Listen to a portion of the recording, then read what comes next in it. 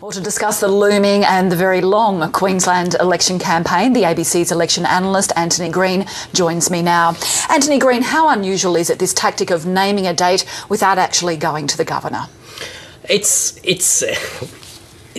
not unusual. It's perfectly normal constitutionally and used to be the case until the 1980s.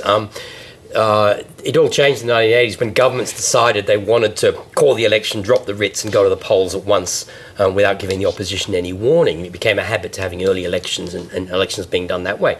But until the 1980s, it was quite commonplace for Parliament to be sitting and the Premier of the day to announce to Parliament when the election was going to be held. And that was the normal thing to do, to tell the Parliament when the election was going to be held. The trip to the Governor-General came later when the writs had to be signed. So while it hasn't been common practice over the last couple of decades, I guess, I think that's why it's all struck us as a bit odd this time around. But explain to us, what is the state of play? How many seats does the LNP need in order to take power in Queensland? What sort of percentage swing? Well, the Labor Party has 51 seats. You need 45 to govern with a one-seat majority in the Queensland Parliament. Labor can lose up to 6 seats in a swing of 3.2% and just hang into office. The LNP, because of the presence of independents and there's various contortions with them and the Catters Australian Party may be winning seats, the LNP need win 14 Labor seats to get into government to be certain of it, and that's a swing of about 4.5%. What's significant is one of those seats is not Ashgrove, which is the seat Campbell Newman is running in. He needs a swing of 7.1% to win that seat. So there's a substantial swing needed, but I think some of that's a bit false. The swing that's needed is in Brisbane. The LNP, the Labor Party holds 34 of the 40 seats in Greater Brisbane at the moment, and it's Labor's lock on Greater Brisbane which is critical to who wins the election. The LNP needs to win more seats in Greater Brisbane if it's going to win the election, and that's why Campbell Newman is the leader. He's the first Conservative leader to come from Brisbane in a century. So it's a big change in the state's politics. It's an acceptance that the Conservatives can no longer govern Queensland from outside of Brisbane. Certainly Campbell Newman, former Brisbane Lord Mayor, and he's got a big challenge ahead of him to win that seat of Ashgrove with, as you say, a swing of about 7% needed. The polls are, though, showing that that is possible for him. It certainly is, and if you look at his elections as Lord Mayor and the elections for the councillors on Brisbane City Council, he would easily win Ashgrove on the last 2 local government elections up there. So on his personal vote, he should win Ashgrove.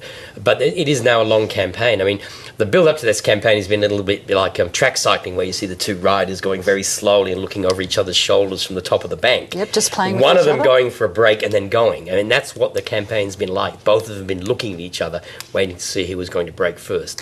What do you think the effect of Bob Katter's Australia Party might be? Speaking earlier to Professor Ross Fitzgerald, and he thinks it's a possibility that they may pick up a couple of seats. Nothing like what we saw with One Nation all those years ago, but they still could be a factor in some areas. One of the arguments that's always been against the merger of the 2 Conservative parties was that you'd see a breakout in rural areas of a third party, and that's what's happened. The Catters Australian Party is a resurgence of that old Queensland country populism, and they've got issues to run on like coal seam gas, which could really hurt the LNP in some districts.